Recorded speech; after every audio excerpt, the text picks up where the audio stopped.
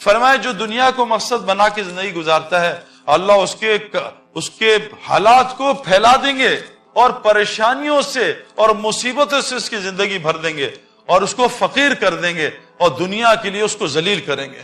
اور جو آخرت کو مقصد بنا کے زندگی گزارے گا اللہ اس کے احوال کو جمع کر دیں گے, اس کے کاموں کو جمع کر دیں گے, اس کے دل کو غنی کر دیں گے اور کیا کریں گے, دنیا کو ذلیل کر کے اس کے قدموں میں ڈالیں گے. آج میرے پیارو ہمارا سب سے بڑا دشمن دنیا نہیں, دنیا کی محبت ہے.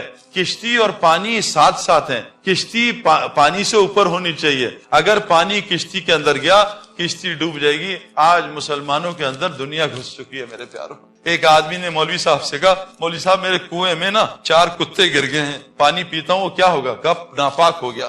مولوی صاحب نے کہا کیا کروں؟ تو مولوی صاحب نے کہا اتنے ڈول نکالو 60-70. وہ نکال لیے, پانی پینے لگا. دوسرے مولوی صاحب نے کہا پانی ناپاک ہے. کہا عجیب مولوی ہو تم لوگ, ہم لوگ دین سیکھتے نہیں مولویوں کو اڑانا شروع کر دیں. کہا عجیب مولوی ہو, وہ کہہ رہے ہیں اتنے ڈول نکالے, تم کہہ رہے ہو ناپاک ہے. وہ کہا واپس ان مفتی صاحب کے پاس جاتا ہوں. مفتی صاحب سے کہا مفتی صاحب آپ نے کہا تھا وہ کتے پانی میں گر گئے تو آپ نے کہا اتنے ڈول نکالو, میں نے نکال لیے. وہ مفتی کہہ رہے ہیں پانی ابھی بھی ناپاک ہے. کہا بھائی کنویں سے کتے نکالے. کہا کتے تو نہیں نکالے.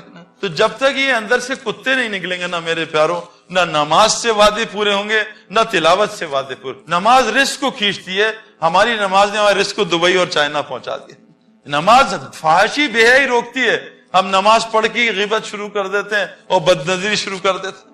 مجھے کعبے میں طواف میں ایک لڑکے نے کہا سعید بھائی میں نے آج 15 طواف کیے لیکن ظالم بد نظری سے نہیں بچ پاتا. میں نے کہا بھائی فیلڈنگ کی الگ محنت ہے, بیٹنگ کی الگ محنت ہے. تم نے فیلڈنگ کی محنت نہیں کی, کیچ کیسے پکڑو گے؟ تم نے طواف تو کیا لیکن یہ جو نظروں پہ بریک لگانے کی اس کی الگ محنت ہے, وہ تم کرتے نہیں. اور اگر طواف پہ تم بد نظری کرتے رہے تو پوری دنیا میں اس گناہ سے نہیں بچ سکو گے. یہ اتنا خطرناک جگہ ہے. اس لیے کتابوں میں آتا ہے جس نے احرام کے حالت میں کوئی گناہ کیا موت تک اللہ اس پہ ٹھپا لگا دیتے ہیں, یہ اس گناہ سے کبھی بچ نہیں سکے گا. بہت بڑی توبہ چاہیے, بہت بڑی. تو نماز احرام کی حالت میں غیبت کر دی, احرام کی حالت بد نظری کر دی, جھوٹ بول دیا میرے پیاروں. تو پہلا دشمن دنیا کی, اس لیے تبلیغ میں نکالتے ہیں. آپ کو ایک آسان مثال بتاتا ہوں. اب یہ بارش ہوئی ہے نا بڑی شدید, میں پورا گیلا ہوں, جیکٹ پہنی, ٹھنڈ لگ رہی تھی. آپ کی مسجدیں بہت زیادہ ٹھنڈی ہیں تو میں ٹھنڈ مجھے لگ رہی تھی. اب گاڑی ان کی گیلی ہو گئی ہے, پانی آ گیا. اب جب ہم اس گاڑی میں بیٹھیں گے اس میں بدبو آئے گی جاتے, لیکن 10 منٹ بیٹھیں گے بدبو ختم ہو جائے گی.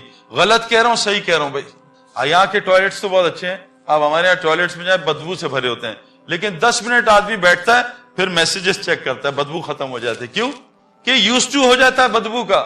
میرے ساتھ پرفیوم شاپ پہ چلیں, بہت خوشبو آئے گی, 2-4 پرفیوم چیک کیے, اب خوشبو آنا بند ہوگا. کافی سونگو, خوشبو آنا بند. یہ تبلیغ کا کام کافی سونگنا ہے. کہ اس کفر اور شرک کے ماحول میں یہاں ایمان نہیں سمجھ میں آئے گا. ایمان کو اس ماحول میں سمجھنا ایسی ہی ہے باتھ روم میں پرفیوم چیک کرنا, یار کون سا پرفیوم اچھا ہے, کچھ سمجھ میں نہیں آئے گا.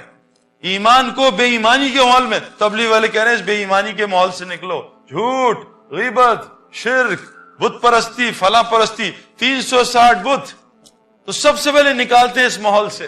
وہ کیوں اللہ نے اصحاب کہف پورے قرآن میں ایک سورت نکال دی. اصحاب کہف نے کیا کیا تھا میرے پیارو؟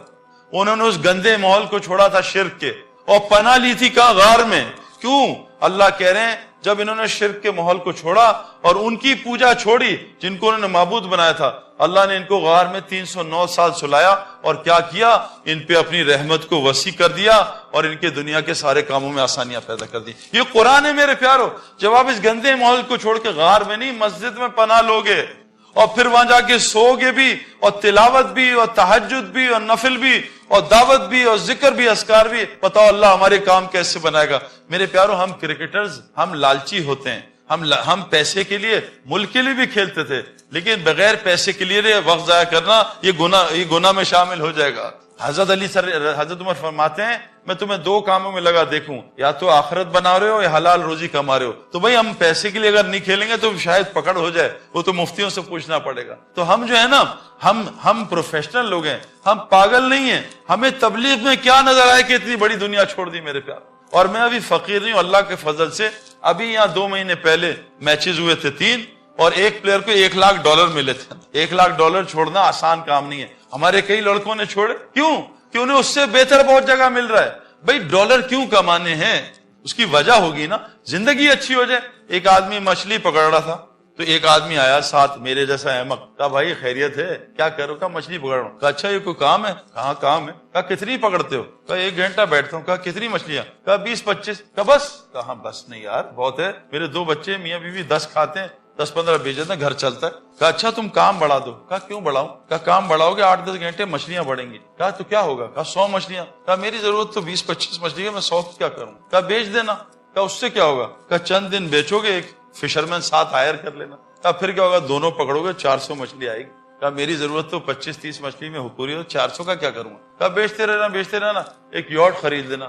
کہا یاٹ سے کیا ہوگا؟ کہا 500-1000 مچھلی آئے گی. کہا میری ضرورت تو 20-25 مچھلی میں ہو رہی ہے, میں 1000 کا کیا کروں گا؟ کہا اس کو بیچ دینا, ایک گھر بنانا, اے سی لگانا, بیڈ روم بنانا, زبردست بیڈ. کہا پھر کیا ہوگا؟ کہا پھر جب بیٹھے گا بڑی زبردست نیند آئے گی. اور رکھ کے ایک منہ میں چماٹ مارا. کہا ابھی بھی سو رہا ہوں, تو نے اتنا لمبا پروگرام مجھے سونے کا, ابھی بھی سوئی تو رہا ہوں, اتنا لمبا پروگرام 10 گھنٹے 12 گھنٹے دبئی چائنا, کیا کرنا ہے؟ کھانا اور پکانا, کھانا اور پکانا. اس کے لیے اتنی محنت میرے پیار. ہمارا کیا مقصد کیا بنا ہے آج؟ مجھے تو افسوس ہوا یہاں کے ریسٹ روم رکھا ہوا ہے, گندے کمرے کا نام ریسٹ روم, یہاں جا کے ریسٹ ملے گا. یہ ریسٹ روم ہے میرے پیار؟ یہ تو ڈسٹریس روم ہے, اس کو ریسٹ روم بنا دیا. ہماری سب سے پہلا مسئلہ اس دنیا کو نکالیں. اور دنیا پتہ کیسے نکلتی ہے, کیسے نکلے گی بھائی؟ موت کو کثرت سے یاد کرنے سے. میرے ایک دوست کو میں ملا کئی سال بعد, اتنی بڑی داڑھی, اتنی بڑی پگڑی, گھر سے ٹی وی غائب, تصویریں غائب. میں نے کہا بھائی کیا ہوا, خیریت ہے؟ کہ اللہ نے فضل کر دیا.